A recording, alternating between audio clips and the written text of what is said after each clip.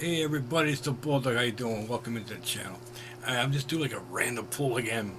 A few others I've been listening to in between, like some new stuff and some other things I've been doing. And I've been going back and forth between new releases, older stuff, and just pulling things. Um, Mrs. Metalhead said, "Why don't you do another pull?" I was like, yeah, whatever. And she goes, "Then I'll do it." So she just there was some that I had out already. She just pulled a few of hers that she liked and things that she wanted to hear about. So, all right, like I said, a few of these were out already, and a few of them she pulled out. So, and I've been going back and forth with them. One of the first ones that I want to talk to about is a band called Camelot. One of my favorite albums by these guys called The Black Halo. Symphonic power metal, progressive metal. If you're into Hammerfall, Stradivarius, Primal Fear, Armor Saint, even definitely, you know, this is an album that I recommend. This is their sixth album I released, I believe. This is a concept. This is the second part of a concept album from their '03 release. I think it was '05 release. '03. The album Epica. The Epica album was part one of it. This is the continuation of it. If those you don't know, that album Epica is how the band Epica got its name. So that's how Epica was formed. Also, the lead singer that was that fronted Epica was in a band called After Forever or something like that. He left that band to form Epica. I know it's confusing. um, these guys have been out since God '97. I think the first release was. I had to go back like one or two albums on them. Like when I first heard them, um, I remember people were telling me about them. Oh, you know, they're great. All this and that. And first thing I think when I hear symphonic power metal, progressive metal like that, that use a lot of keyboards and whatever, and synths. Um, First bands I think are Hammerfall, Stradivarius, Primal Fear, bands along that line. Um, when I first heard them, I was quickly drawn to them. This by far is like one of my favorite records by them. Black Halo. This came out in '05. Yeah, so Epica came out in '03. That's right, because yeah, this came out in '05 on Steamhammer Records, and also I can't make up the name of the record label. It's so tiny, but Steamhammer and SPV. Um, Great album. Like I said, it's a continuation. It's a concept album. It's a continuation of their '03 release Epica. Um, Great vocals. Um, Melodic at times, very heavy. Um, Great guitar work. Um, I've always said, you know, the the vocals on any type of symphonic, progressive power metal bands, they always hit those notes. You know, you would think a band like this would come from like Europe, like where the likes of Hammerfall are from. You know, um, but they're from Florida, I believe. Um, Still one of my favorite bands. They just came out with an album in 2023 called The Awakening. So they're still trucking along. I think that's like their 13th release, I believe it is now, 14th album, I think.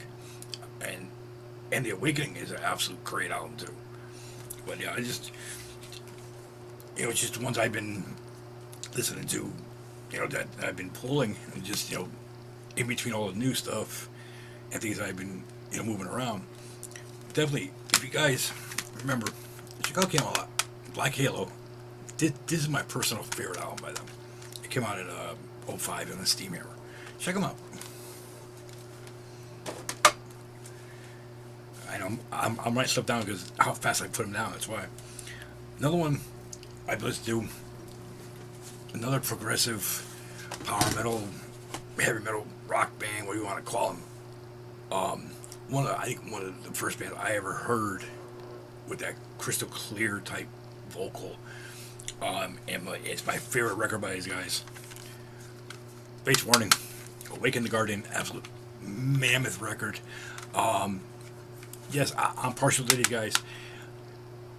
Being from Connecticut, raised there, born there, whatever.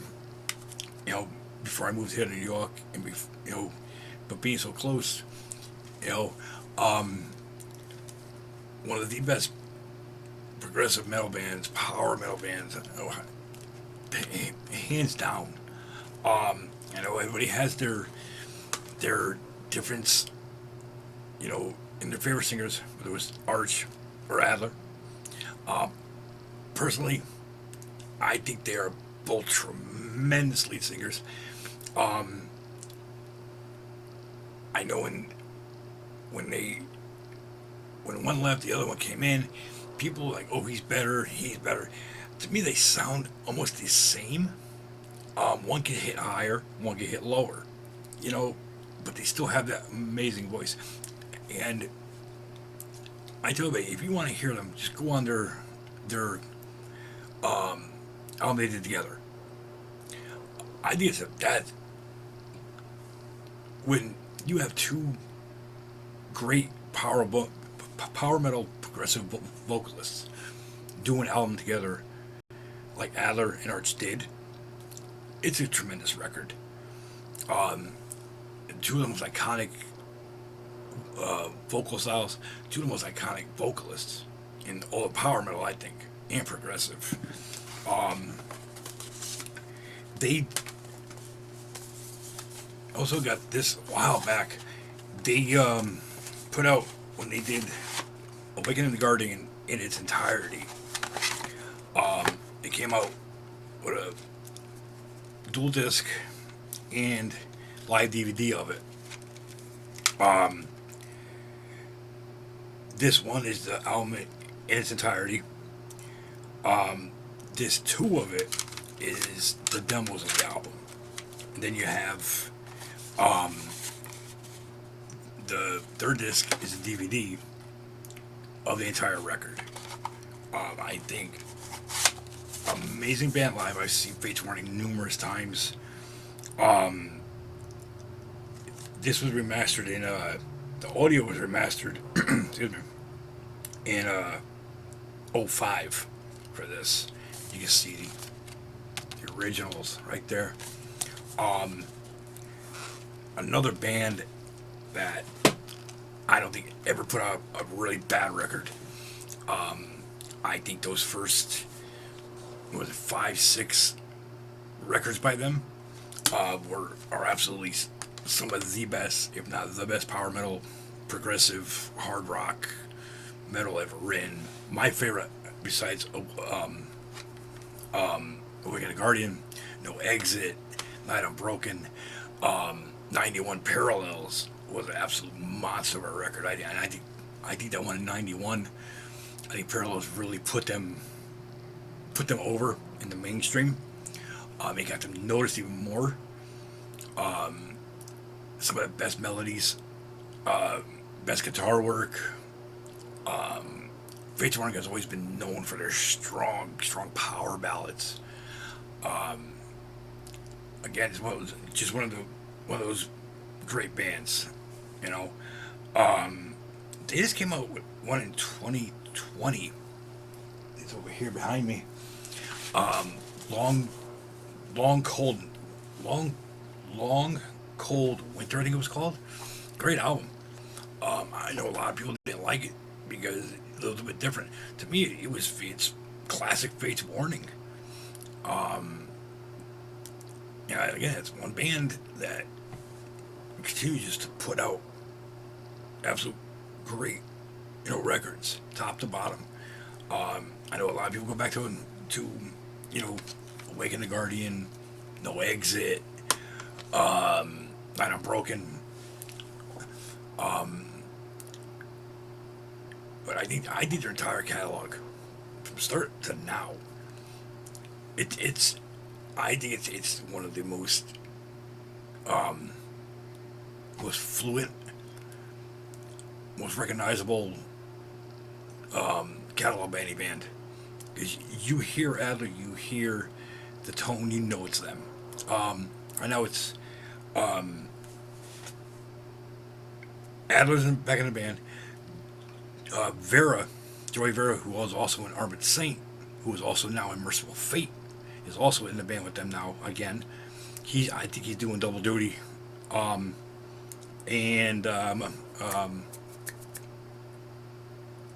John Mateos, he's back. So it's to me, it's Fate's Warning. Always will be. Like I said, I'm partial to Fate's Warning. Um, growing, growing up in Connecticut, you know, back then the scene was just up and coming. Um, Especially for like progressive and power metal. Because back then, they had more of the thrash metal, the hardcore, the crossover. Um, that was, they fell in the middle of like the thrash metal era, the crossover, the hardcore. And you had your glam, your hair metal, and things like that. Um, so yeah, they were always in the middle. They didn't try pushing themselves too much, but I think the albums just spoke for themselves, and it just rose. And like I said, I think '91 Parallels just put them over the top. Um, I've seen them numerous times live, and I had an absolutely amazing show, start to finish. Um, I would love for them to do Parallels in its entirety again. I think they did it one time. Um, I would love for them to do No Exit in its entirety.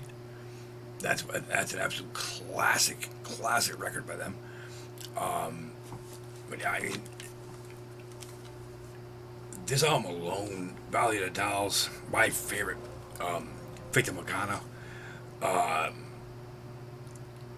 Exodus, Time Long Past, just absolute great songs. And you know, this album when it came out, you guys remember this album came out '86, so you had a lot going on in the middle of '86. You know, as I say, it was one of the greatest albums released in '86. Of course, '86 was Slayer's year. You know, thrash metal started to snap and take off. But yeah, definitely, if anybody wants to hear some great progressive power metal, great vocals, great guitar work, the whole nine yards, check out Fate's Warning, Awaken the Guardian. Another one I've been listening to, a friend of mine here and on Instagram put him up, and I totally forgot about him. Um, their albums I had, they were stolen from me. I remember Steve S&T Young, who's on here, also on Instagram. Check him out on there. He had him up, and I was like, I gotta find him. I ended up going on like eBay or something, or one of my people I follow on eBay had him, and I quickly scoffed him up. Cruel Force. No, actually, legendary band. The Rise of Satanic Might. Um, Blackened thrash metal, blackened death metal, a little bit um, pagan metal in there. Um, it's all the undertones of the black metal mixed in with some speed. Thrash is just that nasty, dark and thrash, dark and death metal type feel. Um, Paganism in it, Satanism. Just a heavy album, a great album. I think this is one band that has been severely overlooked. They have 3 albums out. Um, the last one came out what 22, I think 23, something along that line. Um, this one came out '09. Again, another great record.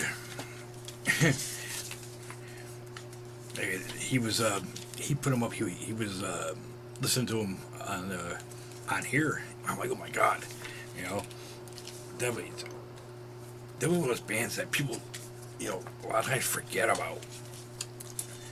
Um, I would love to see if they can come up with another one, definitely. But again, Cruel Force, Rise of Satanic Mike. This came out on Shadow Kingdom Records. But yeah, definitely. If you guys remember, Cruel Force, the rise, the rise of Satanic Might. Um, again, it doesn't have any filler tracks on it. I think Top of the Bottom is one of the most rounded out um, dark and thrash metal, uh, black and death metal, black and thrash with undertones of paganism, black metal, things like that mixed into it.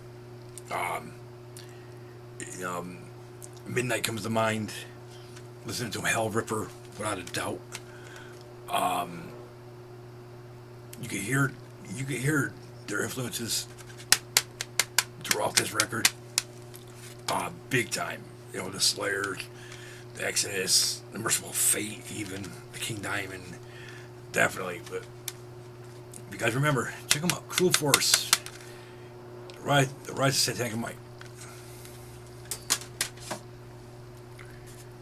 Another band that has been, I first heard, I thought they were a joke, but they were funny as hell. I think they put out some great records. A lot of people don't remember this band. A lot of people probably don't haven't really heard of them. If you guys have probably forgot about them. Monkey Puff, Can't You Take a Joke? This album, funny thing about these guys, they're really supposed to be like a spin-off of bands, like a hardcore band. Well, people got into them, they took off.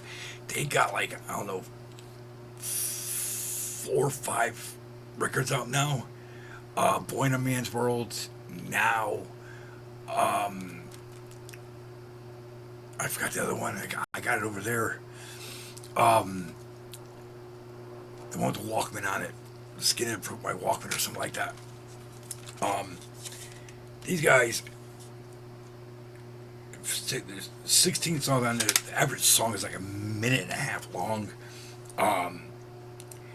Knock Knock, Caddy Killer, MB, Ballad of the Moron Brothers, Innocence, Daddy's Boy, the classic FUCK. You guys know what I'm talking about with that song. If you guys know Monkey Pup, you know what I'm talking about. The song You Are Nothing. Bush Pigs, Bush Wackety, Bush Wackety. That's them. Mr. President. IRS. Shumbla. Life or Death. Crossover. Speed. Hardcore. Just thrown into one. Saw these guys like once or twice. Amazing live. Like the hardcore crossover mix. They, like I said, they have a bunch of records out. I know I'm missing like 1 or 2. They had an album out called Lemonade, which was more like a post-hardcore type album. Like a ska type feel to them. And they put out another one called 5 Guys in a Really Hot Garage or something like that. I know I'm missing that one, and I think Lemonade. Their second one, Boy in a Man's World, took off big time for them. That song You Stink But I Love You or something like that. I think it was on the album Now by them. Landscapers, something like that. Hotel Penitentiary. Yeah, these guys have been around for a while. I mean, I think this one came out in '87. Yeah, it came out '87. Uh, Great. I think this album was way before its time. I think if this album came out today, a lot of people would be looking down at it simply because of the content, the lyrics of it. Um, that's how it was back in the '80s. You know, um, musicians put what they thought into lyrics. There's a lot of bands back then. If the songs were up today, it would fit everything going on today. And these guys are one of them. Monkey Pup. Can't take a joke. Check these guys out. If you forgot about them, play them. If you haven't heard these guys, look them up. They're on YouTube. There's a bunch of things about them on YouTube. Um, Definitely check them out.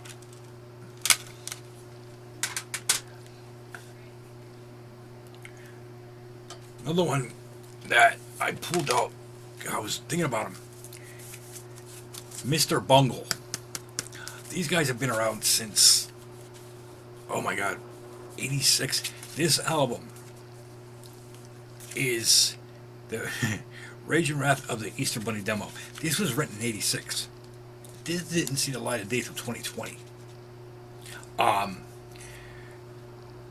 Mike Patton's in here, Scott Ian, Dave Lombardo.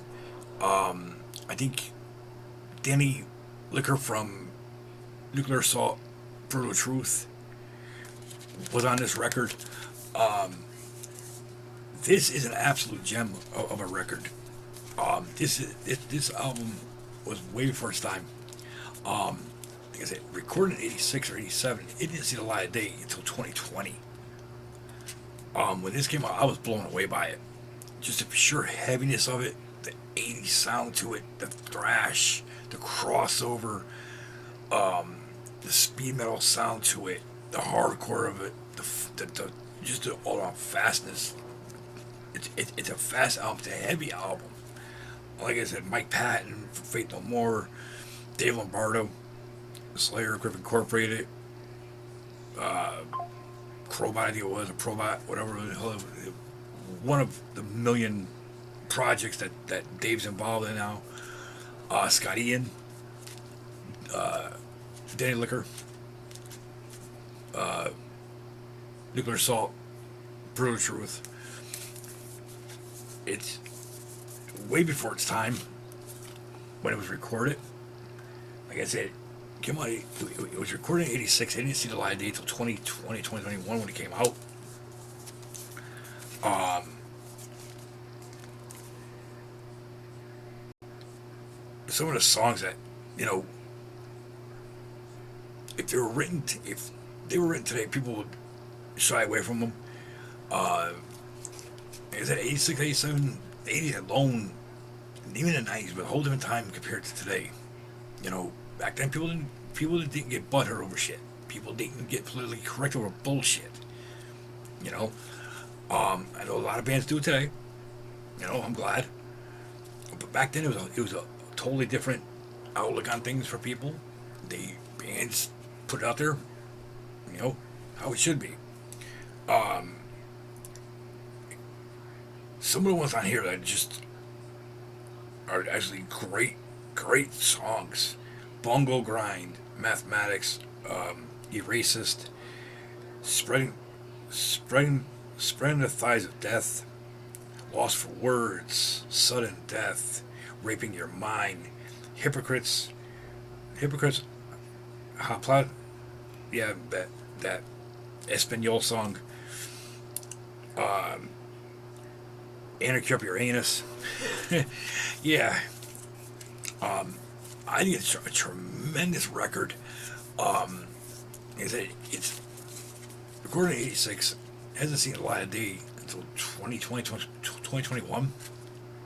They just came out with a live album a couple years back. Another absolute great album. I know Mike Patton and Anthony Kiedis had something went on with them um, years back, or something that was said or something that was done. Um, personally, I think Anthony Kiedis is a jackass. That's just my opinion. Um, I think Anthony Kiedis let the fame get to his head, much like Flea did with Chili Peppers. Um, I know there was people were trying to compare Patton to Anthony Kiedis. Um, granted, they were similar when Chili Peppers first started out. They didn't have that what that song was, Under the Bridge or Plus Sex Magic sound. They were Chili Peppers were more of a hardcore crossover type sound to them. Um, like when they first started out, and I know a lot of people said that Faith No More was copying their style. Anthony Kiedis was trying to copy what Mike Patton was doing. And they got back to him, and there was a lot of words between them, fighting. I know there was rumor that they were supposed to tour together. They never did because they couldn't get along, and the record labels and promoters didn't want to have the big fight on stage or backstage or whatever the hell it was. So that never came to fruition. But yeah, they had a lot of words about stuff, and I think Anthony Kiedis is, you know, one of those lead singers that needed all the attention on him because with Chili Peppers blowing up the way they did, especially in the early '90s, the way they blew up, you know, 'cause back then it was a lot of different. There was so many different genres, you know, fighting for that top spot.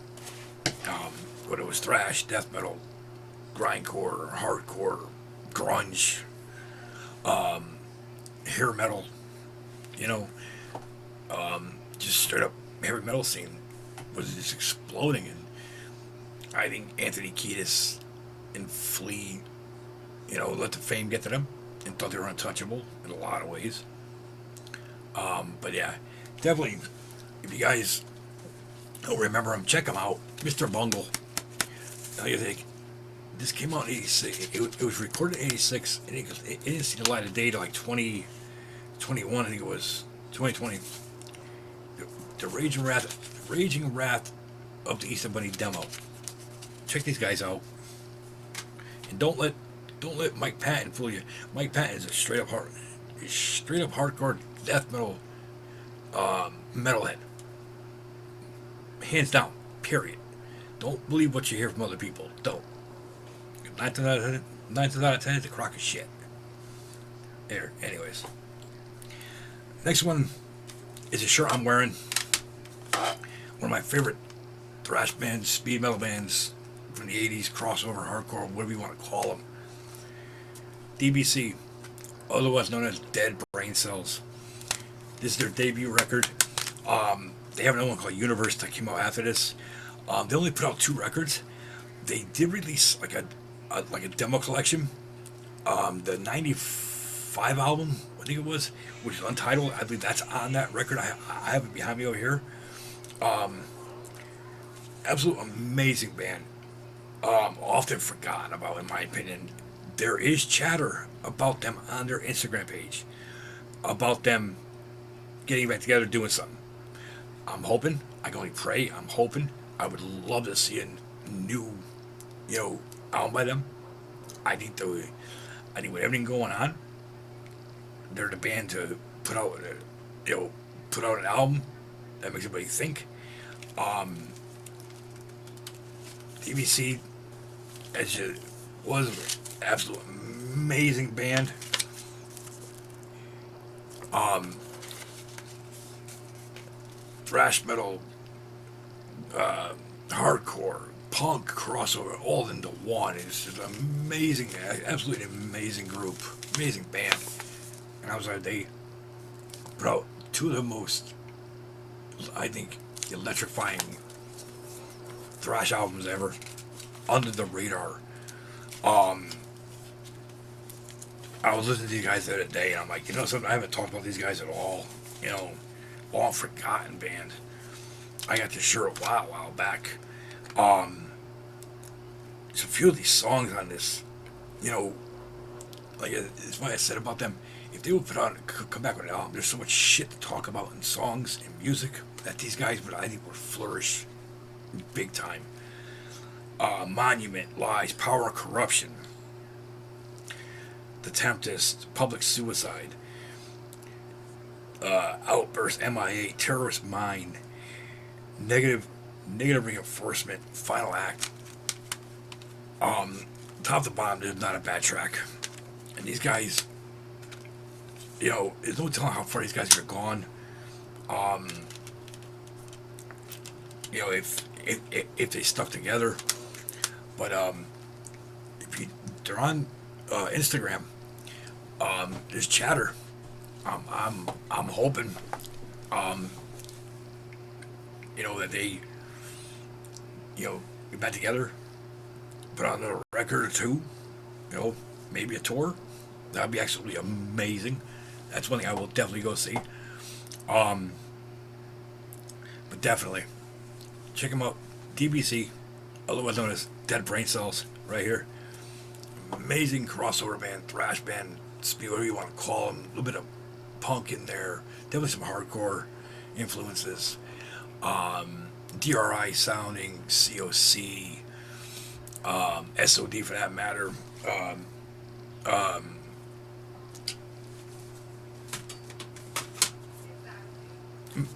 if you put it this way, if you get into them, you'll like Mr. Bungle, especially this record by Mr. Bungle. But DBC has so many attributes, you know, that come out of that you could hear in there. Early Nuclear Assault. If you like Nuclear Assault, definitely Dead Brain Cells. Um, Almost, I think them and Nuclear Assault, the early albums by Nuclear Assault, Handle Care, Game Over, Suffer, or Survive. Definitely check these guys out. DBC, otherwise known as Dead Brain Cells. Some of the most, I mean, forgotten thrash metal crossover albums ever. Like they only put out two. They did release like a demo thing. I got it over behind me, but I got a couple more I want to do. There's two more I want to leave for the end. Another one of my favorite albums by this band, one of my favorite German thrash albums, thrash bands. Oh, I dropped it.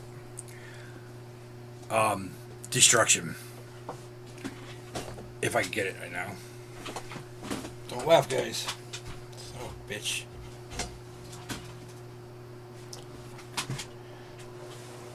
Sorry about that.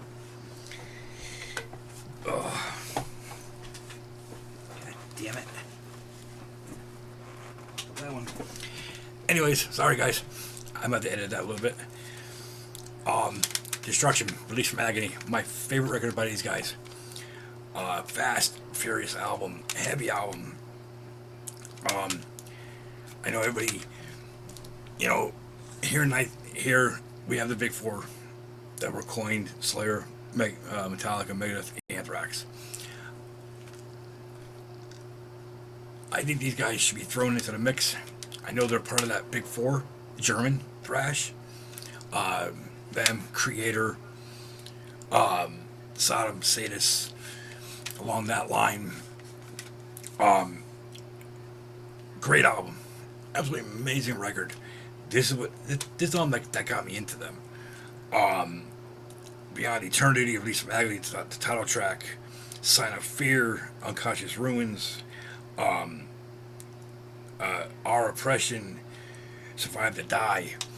It's just amazing record by these guys. Often overlooked.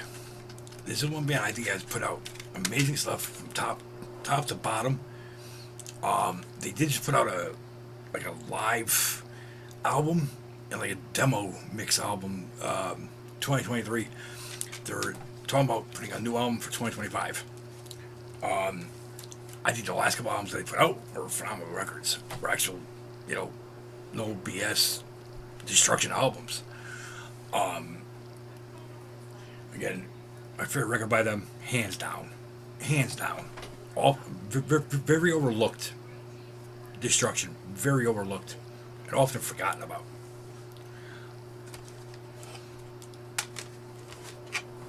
All right, I got a couple more that I want to save. A couple for the last. That somebody put up on their live stream. I said I'm going to do it. Another one that I've listened to again a lot. Behemoth, Demigod, my favorite record by them. This came out in '04. Amazing record by them. I think this is like one of their. I would definitely put this in the top 2 or 3 in their catalog. I think the girls' vocals on this are some of the most violent, most deepest vocals he's done. With the exception of their early stuff. Amazing record, top to bottom. Conquer all, towards Babylon, before the eons come, Zool, and the ever famous slaves shall serve track. I said, I know a lot of people don't like their newer stuff. They got away from a lot of things. I don't think they did. I know a lot of people wish they went back to the Forest album, Grom or whatever. I love those records. Some of my favorite early, stuff by them. I got them right behind me actually. I think this album, it's brutal in every way. It's heavy. I know it's probably one of their most known records. Like I think that this record got a lot more pull for them. Got more fans on them. Yeah, I've been a fan of Behemoth for God since the very beginning, and this album will always be one of my favorite by them, if not my favorite album by them. Definitely. Okay, came out '04 on Peaceville. Demigod, check them out. Alright, the next 3 I'm gonna do in order. These 3 I just pulled them.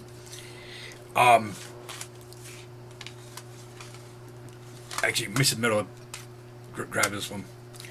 Quiet Riot, Mental Health, the one that got them noticed, in my opinion.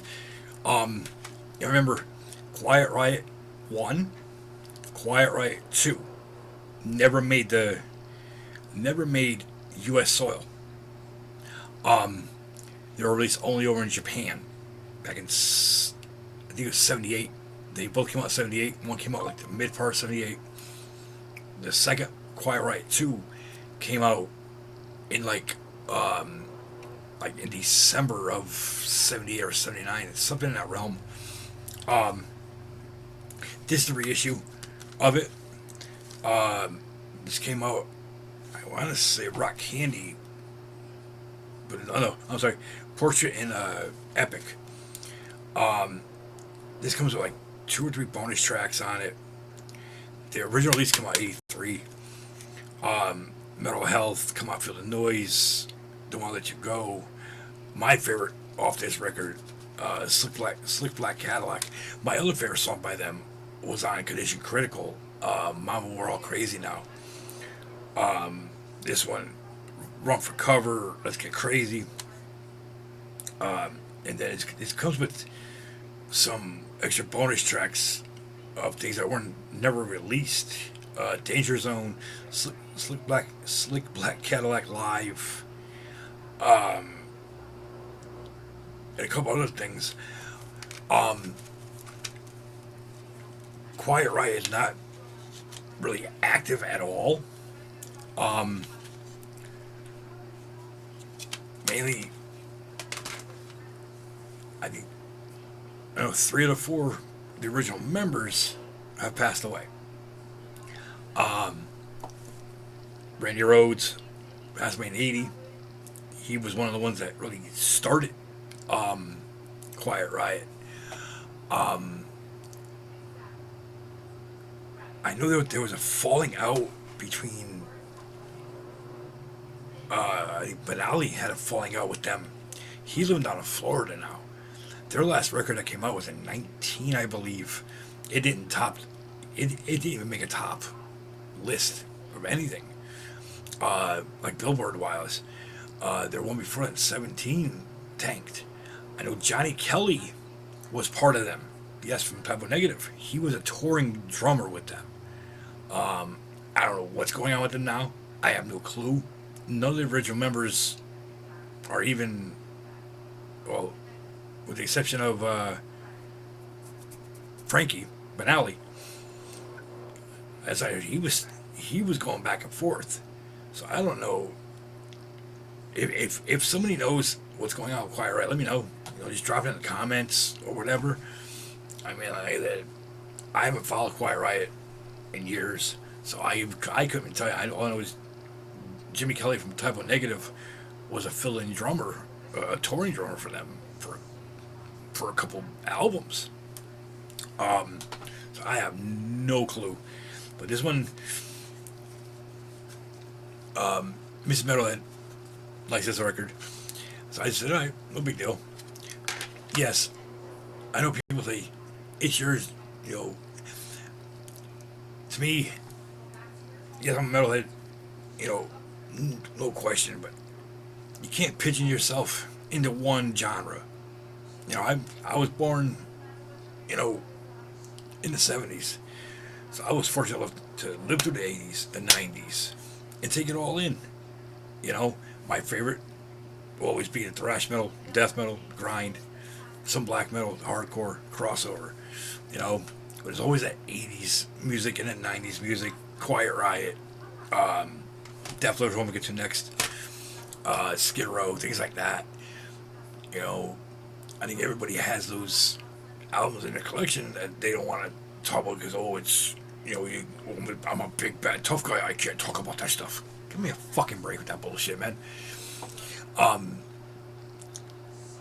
You know, you could have a million fucking CDs, and you get a couple CDs that or albums that people don't like, and look at you all different. I say fuck them. If you like it, you like it. Big deal. Next one we get to is Def Leppard. I say these two together. Both these bands were around that same era in the 80s. And I think both their albums, Quiet Riot, Mental Health, and Def Leppard Pyromania, which it's one of my favorite records of all time. I know everybody goes for Photograph, Fool and Rock of Ages, Stage Fright even. My favorite songs on this record, and one of my favorite songs by them, period. Too Late for Love, Billy's Got a Gun, Action Not Words, Die Hard the Hunter. It's one of those albums, I don't care what anybody says, it changed that whole hard rock, heavy metal look back in the 80s. I think, people called them hair metal and this and that. I don't think they were hair metal. I just think they were a hard rock heavy metal band that drew all the females in. Much like Quiet Riot. Quiet Riot changed their style a little bit because they wanted more chicks. Which guy wouldn't? You had more guys coming to their shows back then. They wanted more chicks, so they started changing their appearance a little bit to lay the spandex and whatever, no shirts or whatever.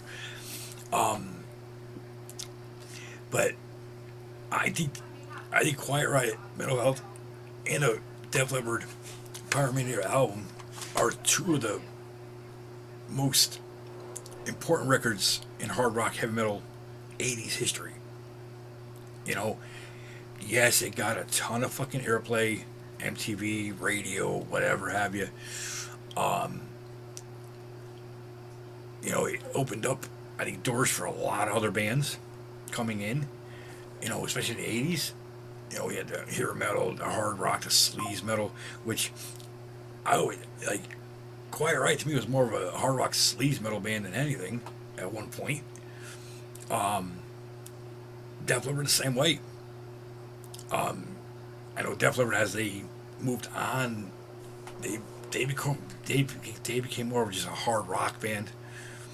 Um, I still have all the respect in the world um, for Def Leppard, especially the drummer, uh, to do what he did. With one arm is just you know absolutely mind blowing.